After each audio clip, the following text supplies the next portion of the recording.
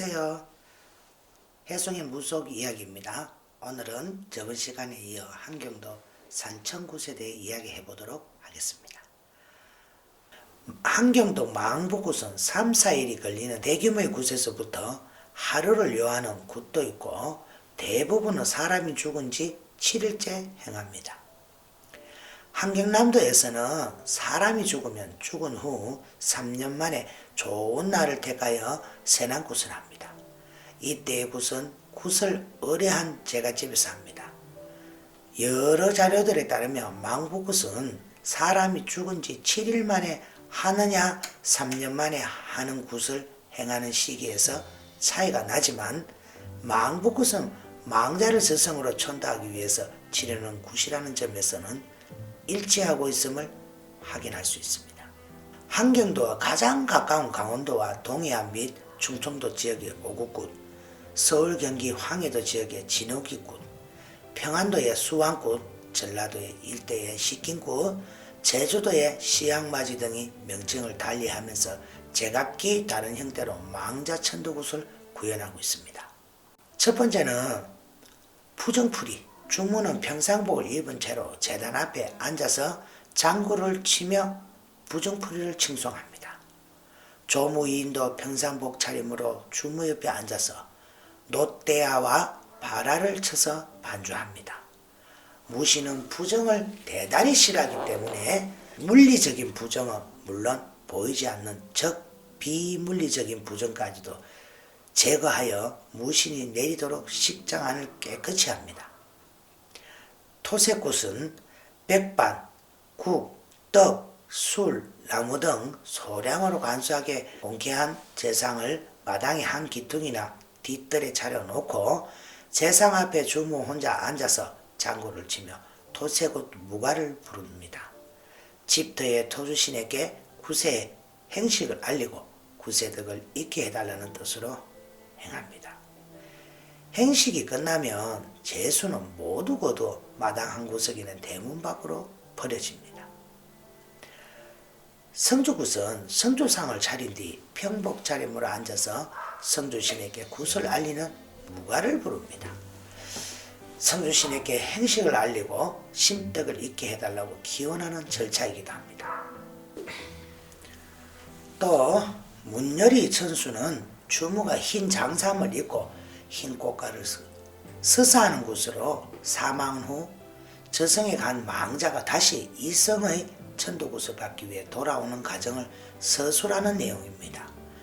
시왕에게 망자가 천도하도록 명부에 여러 문을 열어달라고 기원하며 48은 화청, 백발과 연불, 천수경 등의 구송과 바라춤을 반복하면서 연행합니다. 청배굿은 망복굿에 청해 드리는 무신들의 이름을 열거하면서 신이 내릴 것을 기원합니다.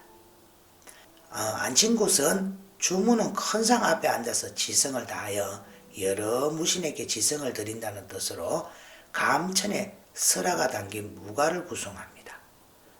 타성풀이는 망자가 사자에게 끌려서 명부로 가는 도중 험난한 곳과 어려운 고비를 수없이 겪고 또한 사자에게 온갖 고초를 당하는데 그때마다 먼저 간 타성의 망령이 나타나서 위로하고 도와주는 것을 서술하는 무가가 불려집니다. 이러한 무가가 불러짐으로써 망자가 고통 없이 명부에 갈 수 있도록 기원하는 것이라고 합니다. 왕당천수는 불경인 천수경을 연성하면서 여러 신들이 자정하기를 기원합니다.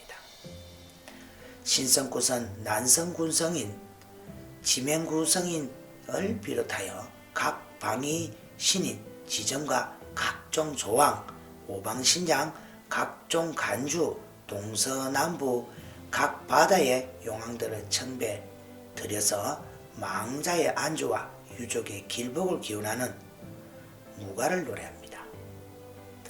대감굿은 지정대감, 신장대감, 살령대감, 호기대감, 조상대감, 삼재대감, 호기별상대감, 제수대감, 전장대감 등 각종 강량의 대감신을 청해드리고 진달은 장수의 설화가 담긴 무가를 창송합니다. 화청, 주문은 흰 꽃가를 쓰고 목에는 염소를 걸고는 파라를 치며 무가를 노래합니다. 여기서 불러지는 것은 짤막한 불경문구와 48원 등 망자의 저승길이 평탄한 안전하기를 기원합니다. 동갑적기는 망자가 저승으로 끌려가는 도중에 여러 난간을 통과하고 여러 가지 고초를 겪는데 그럴 때마다 먼저 간 동령갑 망령대들이 나타나 자청하여 난간과 고초를 겪는 것을 도와주고 위로하여 주는데 먼저 간 망령의 혼을 향응한다는 사설로 된 무가가 불러집니다. 도량축어는 도량선비와 청정각시 신화가 담긴 무가가 창송됩니다. 짐가제굿은 살이 들어오는 것을 막는 글인데 짐가제설화가 담긴 무가를 창송합니다. 짐가제설화가 담겨있는 무가는 이 지역과 제주도에서만 들을 수 있다라고 합니다. 사령이 염라대왕을 이성까지 소환하는 위력이 있으므로 이 무가는 모든 살을 위협하는 힘이 있는 것이라 하여 이 거리에서는 망자와 그 유족에 대한 사가 범접하지 못하게 하기 위하여 불러집니다. 오기풀이는 세친, 바리대기 공주, 신화가 담긴 무가가 칭송됩니다. 신화 무가는 서울, 양주, 충남, 전남북 동해안 지역, 전남북 동해안 지역에서 창송됩니다. 바리대기는 망자를 안주처로 인도하는 신으로 성화되는데 함흥등지에서의 바리대기는 죽으나 신으로 성화하는 것은 서술하지 않습니다. 그리고 오구굿은 망자를 안주처로 위로하는 글인데 함흥등지에서는 망자의 이성탈, 저성탈을 벗기기 위한 글이로 되어 있어 기능면에서 다른 지역과 차이가 있습니다. 산천굿은 우리나라 팔도의 명산대천에 기도하여 망자의 사후, 안주와 그 유족의 길복을 비는 거리입니다. 이 거리에서는 붉은 선비와 영산각시에 가는 설화가 담긴 무가가 창송됩니다. 자, 문굿은 망자가 저승으로 평안하게 갈 수 있도록 저승길을 닦는 거리입니다. 이 거리에서는 양상백과 취향대의 설화가 담긴 무가를 노래합니다. 돈전풀이는 망자가 저승으로 끌려가는 도중에 사자에게 고초를 당하고 험난한 난간을 넘길 적마다 인정, 노잣돈이죠. 노잣돈을 써서 그 어려운 고비를 넘기는 것을 서술하고 전신의 내력을 서술하는 신화가 담겨져 있는 무가를 노래합니다. 상시간 놀이, 이 거리는 무가를 부르지 않고 주문은 꽃갈과 장삼을 착용하고 춤만 춥니다. 동이부침이 이 거리도 무가 창송은 없고 떡시루를 입에 붙이고 식장 안을 돕니다. 천디굿은 흰 천을 길게 펴서 두 사람이 한 것을 팽팽하게 펴서 잡고는 흰 천 위에 망자의 어복이나 소지품을 올려놓고 주무가 이를 앞뒤로 움직이면서 망령이 저승에 편안히 가도록 주문으로 기원합니다. 이때 망자 유족들은 수시로 노잣돈을 씁니다. 하직천수는 천수경을 칭송하여 망자가 완전히 저승으로 가도록 빌며 작별의 주언을 합니다. 한경도 무속의 무복을 살펴보면 다른 강신무 지역과 다르게 한경도 무속에서의 무복은 지극히 단순하고 소박합니다. 한경도 무당들은 다른 지역의 강신무들과 다르게 신당을 차리지도 않고 무신도, 명도, 삼지창, 청룡도, 오색기, 방울, 대도 등의 무구를 일체 사용하지 않는다는 점이 특이합니다. 무복은 소박하더라도 때에 따라 갖춰 입는 무북이 있는데 반해 무구는 일체 사용하지 않습니다. 무속 어뢰 때 사용하는 악기로는 장구, 노떼아나 논양푼이 바라라고 합니다. 감북 지역의 무속에서 사용하는 악기는 장구가 대표적이고 논양푼 또는 노떼아 그리고 재금 또는 바라 이렇게 세 가지를 사용합니다.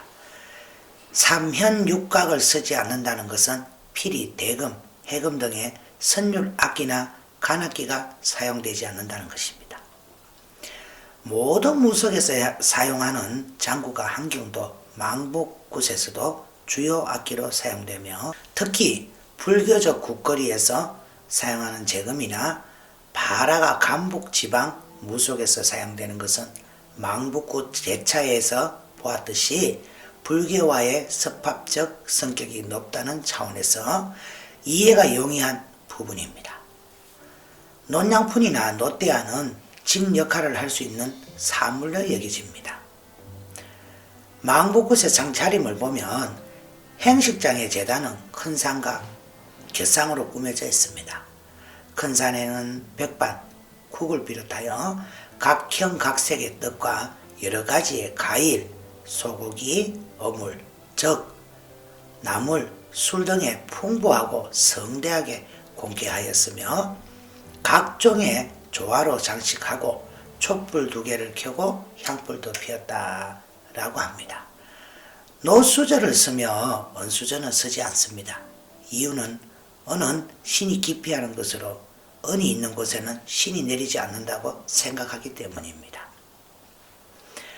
곁상에는 성주상, 조상상, 제석상이 있는데 공캐제수는 큰 상의 것과 거의 같으나 큰 상만큼 풍부하고 성대하지는 않습니다.